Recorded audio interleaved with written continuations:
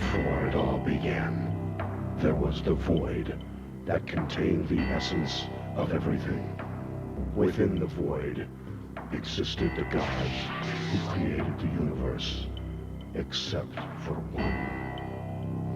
He was not of the gods, but remained alive, and dwelled in a terrible place called the Outworld.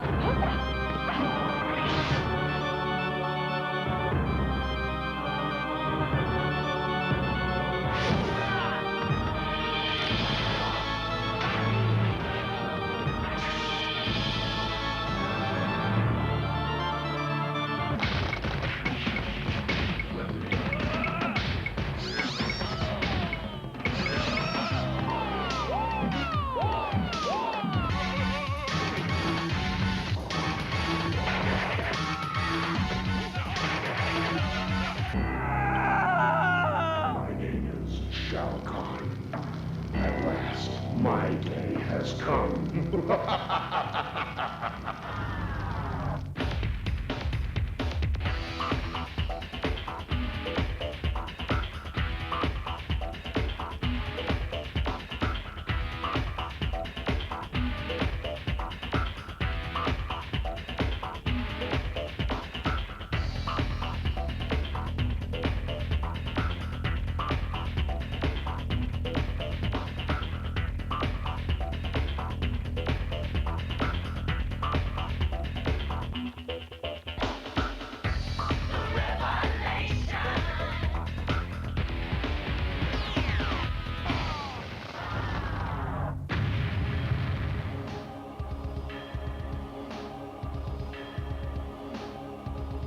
Whose idea was Mortal Kombat?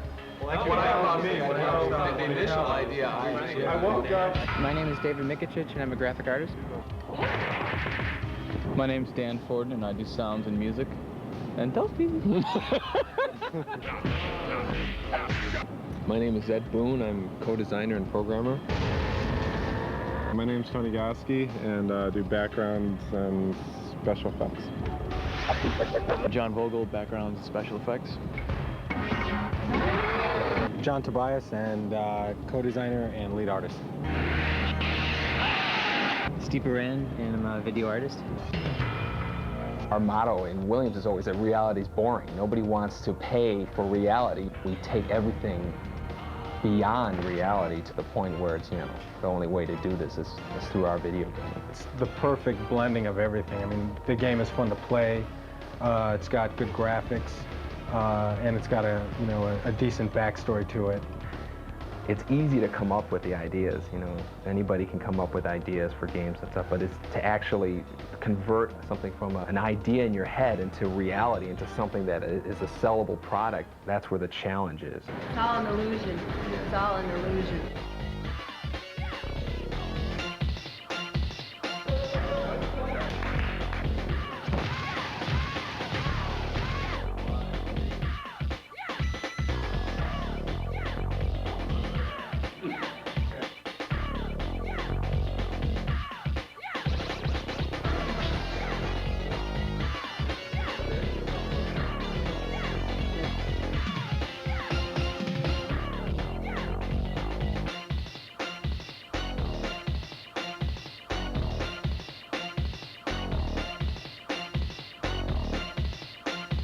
This is sort of the very first concept of the story.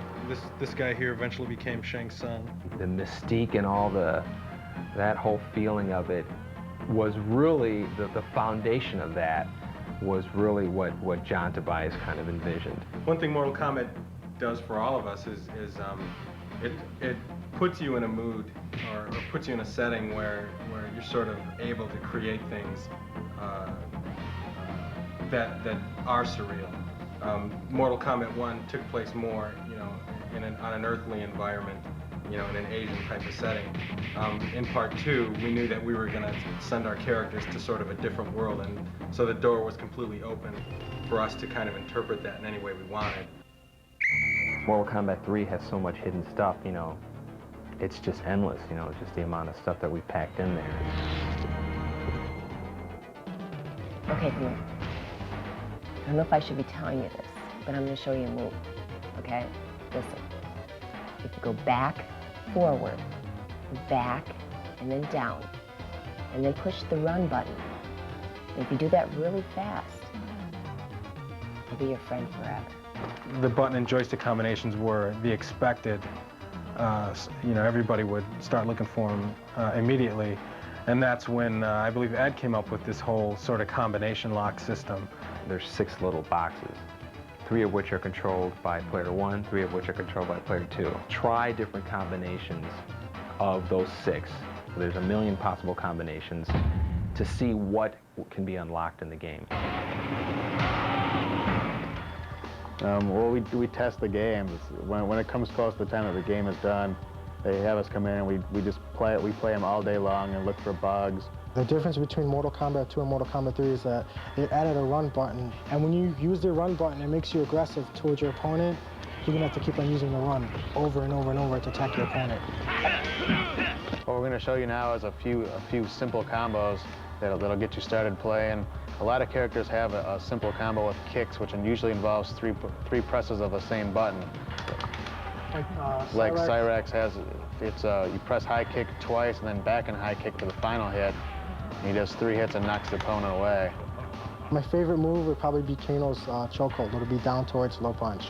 One of my favorite codes is disable blocking. Each player presses block twice when the code things come up on the screen. And it turns off blocking, so you can't be a defensive player. You have to play offensively or you're going to lose, because there's no way you can block anybody's hits. I'm the MK3 kid. I did the Nightmare black and white spot, with the whole eye thing. And then I also did the color stomach spot, also known as Blackbirds, actually.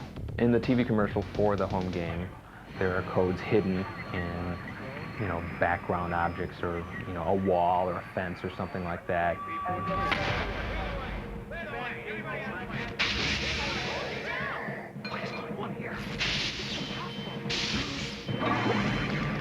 What is this?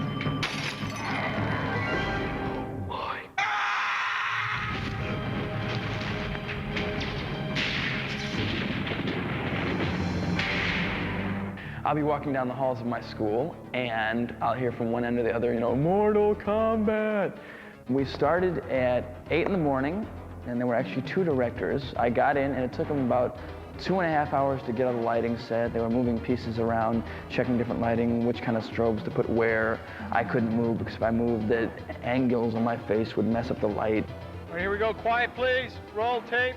And he'd talk me through different emotional states, and okay, you're being chased, you're being scared, now you're turning around and you're fighting this creature, so look angry while you're moving your eyes and twitch and wake up!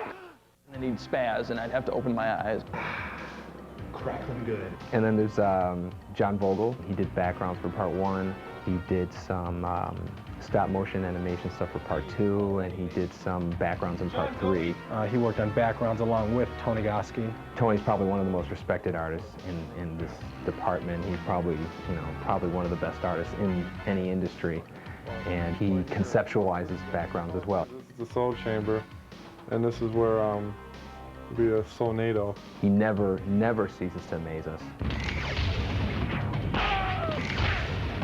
Steve Baran worked on Mortal Kombat 3. That was the first one he worked on, and he did the character graphics with John Tobias. I like doing stuff that's actually kind of shocking. Not so much violent or anything, but just stuff that gets a reaction. Dave Mikuchich, he's like our resident 3D expert. He kind of got everybody up to speed on doing 3D stuff, and he can crank out anything using a 3D program faster than anybody in the world. I was in Ed Boon's office the other day. I picked this up from his trash can. It says, for smoke, the ultimate combat code is 10902-22234. Then back, low punch. Shh. Yummy. It's important for Mortal Kombat fame. Dan shows you cool stuff every couple of days. He just comes in and you go, great, this is awesome. And he's a lot like Ed, where I just have this confidence that, you know, he's going to go away and come back with something spectacular. That's the Johnny Cage Nut Crunch, I believe. Didn't someone make a candy bar, Johnny Cage Nut Crunch bar? John Tobias and some of the other guys from the Mortal Kombat team happened to just come up to me and, you know, kind of poke on my arm and say, do you want to do a character? And I said, oh no, can I do a character? And he said, yeah, I would love to have you.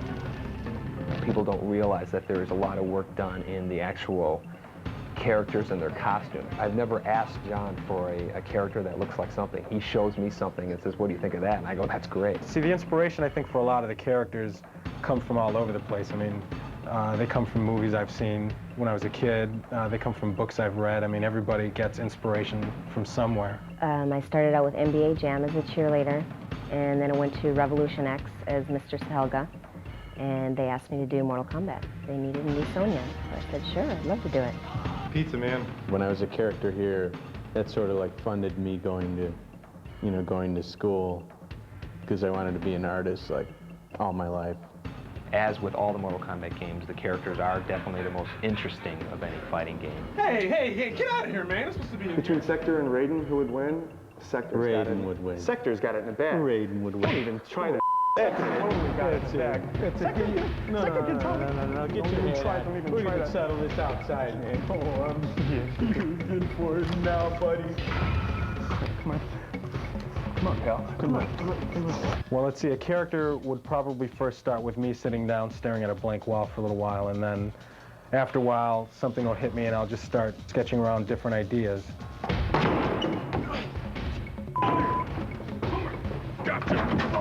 We went months and months not having names for these characters, and then we'd have these powwow sessions where everybody would kind of throw out names. Shang Tsung.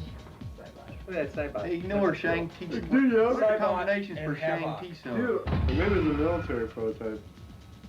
And the other one was just like a security guard at a mall that didn't work out right. Saibot X11. There goes XLS. See, anything with X is cool. I like XLS. There it goes. Saibot? That's the bias backwards. Yeah, no, but I think it sounds cool. It does sound cool. Everybody says Saibot. That could be a good name for the robot. Saibot. We're gonna have Mayo as a secret character. No Saibot.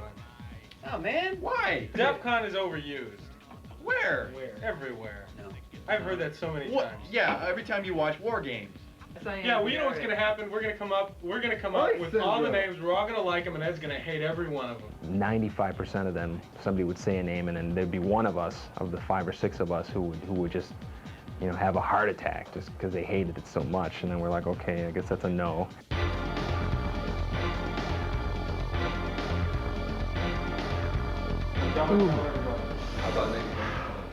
That's good. Don't show that to me. To get the code for Unlimited Run, each player must press low punch 4 times and block and low kick 6 times. When we started filming a character, we'd get into work probably roughly around 10 o'clock, and usually the whole filming process takes, you know, all day. Oh, an average day of a 14-hour shoot. Let's see. Well, we came in and got into makeup. It didn't take too long for Sonya. She doesn't wear much. And then we have a list, a huge list of animations, kicks, punches, uppercuts, and then the special moves and stuff. And we basically go down that list, capturing every single frame of them performing these moves. Hi, Raiden. Hi, Sector. 1, 2.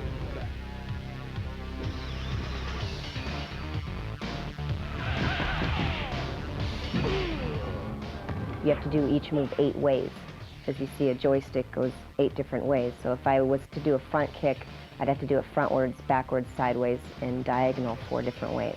This is why we have the tape on the floor, just to keep them facing the right direction.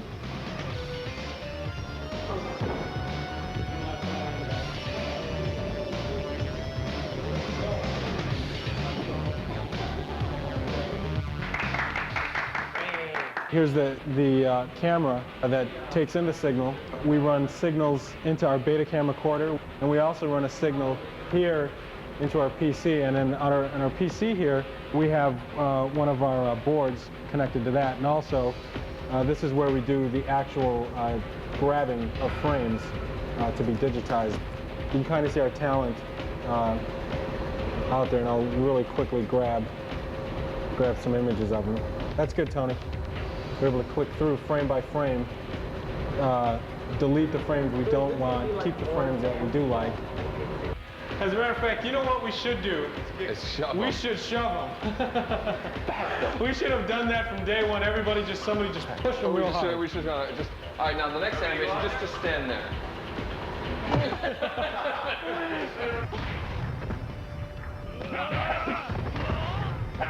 One of my favorite fatalities in the game is with the character Kung Lao, and to execute it, you stand right next to your opponent and press forward, forward, back, down, high punch.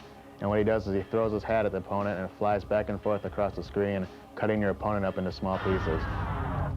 The day that we spent filming is probably, like 2% of the entire amount of time that has to be devoted into doing it.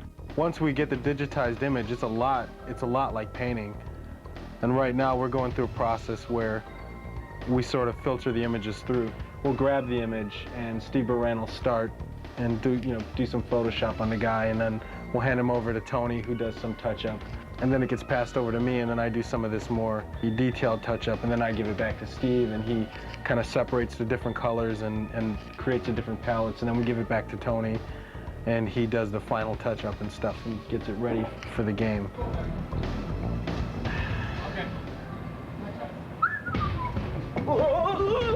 I did a drawing of this and everything. In 3D, you can make it any size and any lighting, any angle you wanted. Dave Michich did this, the 3D version. It's just ornamental, it's just like kind of a really neat background thing. But I was telling Ed about the story, like it's a soul cage. I'm working on a friendship move for our Shigoro character. That's her tentative name. She doesn't have a real name yet. Her move is she's going to turn around and she's going to pull out sort of plates and little sticks, and she spins the plates and the sticks and balances them on her hand, and she does this with her back towards you. Shiva wins. Friendship. Friendship? Remember that? This is Shang Tsung morphing into the robot ninja, who we call Ketchup right now, because right now there's a red guy and there's a yellow guy, so we call them Ketchup and Mustard. But they will have real names later on. There's new combos that you can do on the ground, like you chain a series of buttons together, a series of moves to get like 7 hits or whatever on the guy, and the first one hits, and the successive hits after that are unblockable. Most combos will start with either a high punch or a high kick.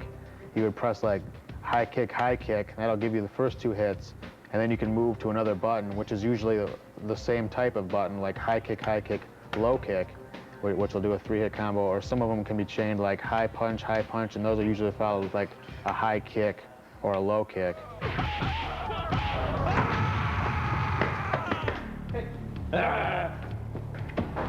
And then you know what? And then we can give them numbers, so it'll be poop on you too, Right. Whatever can possibly happen in the game, I have to program the game to be able to do that. As you play the game, when you first start, the computer's very dumb. It'll just stand there, it'll let you beat it up, and then as you fight the second guy, it'll get a little smarter, and then the third guy a little smarter, and it has to be progressive. It has to be something that's, a smooth increase in the difficulty, because if you play the game the first time and the computer kills you, you're not going to want to play it again. There's comfort in knowing that the other person is doing their job beyond your expectations. The good thing about working with that is you can hand them some artwork, and you can, you'll see it in the game pretty quickly. Time! You tell me time! 1 second. Striker, who has a combo that'll pop you in the air, you can pretty much chase them across the screen and juggle them all the way across the screen, hitting them. I like the handstand chokehold. Superb. I think that's my favorite.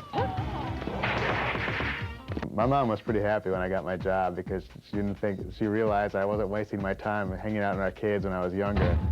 But she said that she was real proud that I was making a living exploiting my talent. Another way to finish your opponent is it's almost kind of humiliating, and it's also funny, is you can turn them into a baby. Soul wins. Flawless victory. Babality. All right, guys, I got something for you. Next time you're in a jam, I want you to try this on your opponent. 2 high kicks, 2 high punches, 1 low punch, and then back and high punch together. That's my 6-hit combo. It's guaranteed to rock the Outworld. This is just fantasy.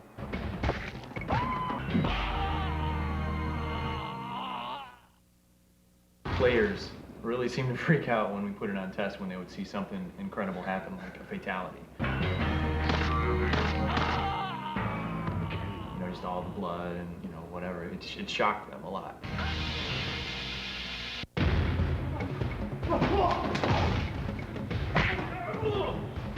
I've been by like arcades and stuff and I have been recognized. It's kind of funny. Everybody wants to play me and they're like, no, you don't want to play me.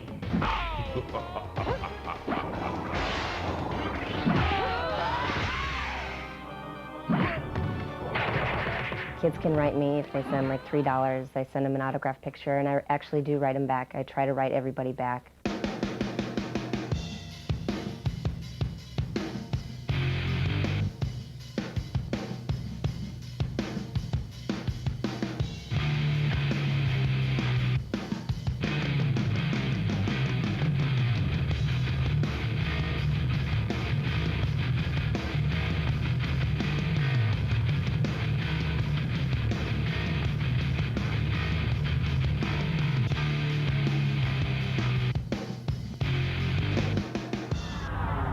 This is how you do Sonya's animality. Hold low punch and get right next to the person and do back towards, down towards. Release low punch and she'll turn into an eagle and lift your opponent in the air and tear him apart with his remains falling from the sky.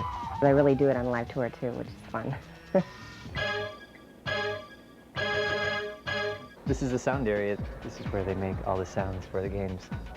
You try to imagine the action of playing the game and what the music's gonna do to like get you revved up. Ed gives me a videotape of just sort of scrolling through the backgrounds. I just look at that and try to get some idea about the kind of mood, the kind of setting that we're trying to represent. Now this one in particular, I was thinking, well, this reminds me of Mortal Kombat 2. It's got that very dark Outworld feel that looks like Goro with this green thing in his mouth. Yes, I do know martial arts.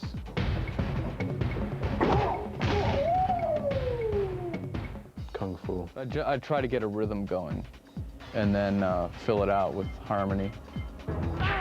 Toasty! Toast, toast, toasty! It evolved from your toast. That's Ed Boon, pitched down a few semitones. So, I mean, in the movie, he's Scorpion. You'll see in the credits Ed Boon, voice of Scorpion. Feel the power of Shao Kahn.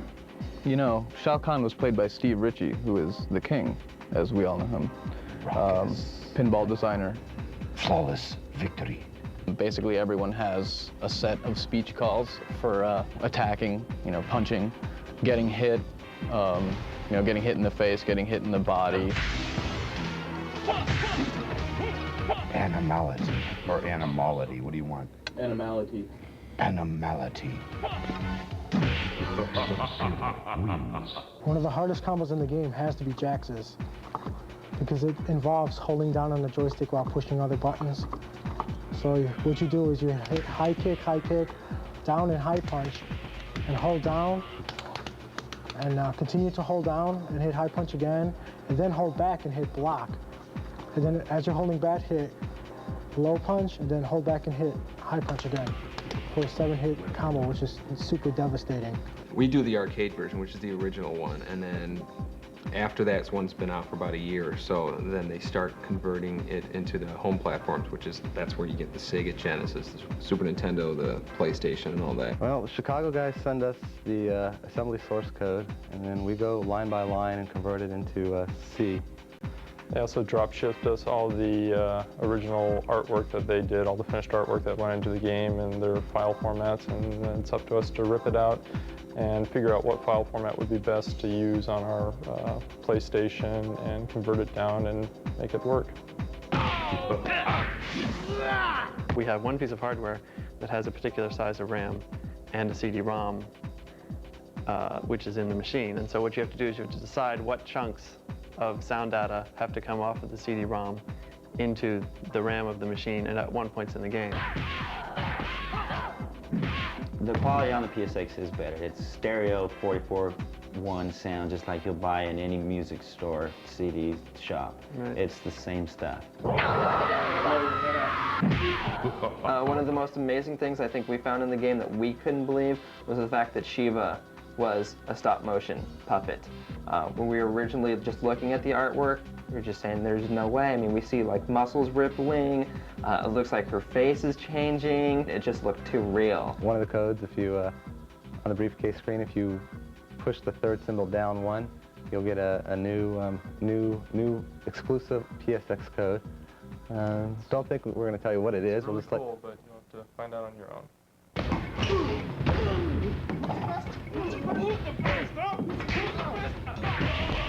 What's this dude doing? He's right there. You're the best, man. No, man. You're the best, man. Ray's the best. Ray's the rules, man. Friendship. Ray's the best, man.